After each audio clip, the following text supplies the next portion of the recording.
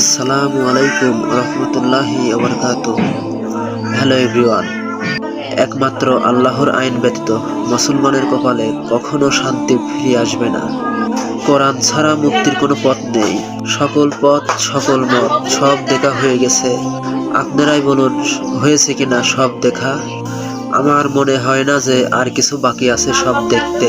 সবাই সব দেখেছে। মানুষের তৈরি করা মতবাদ সব দেখা হয়ে গেছে। বাকি আছে আল্লাহর কোরআন।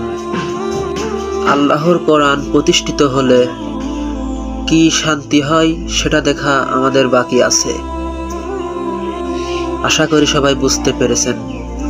সামনে ২৬ সালে জাতীয় সংসদ নির্বাচন।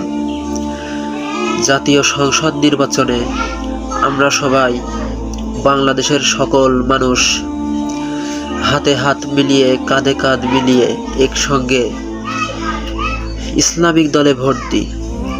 ইসলামিক দলে ভোট দিয়ে বাংলাদেশে আল্লাহর আইন প্রতিষ্ঠিত করি। আশা করি সকলেই বুঝতে পেরেছেন। আসসালামু আলাইকুম ওয়া রাহমাতুল্লাহি ওয়া বারাকাতুহু।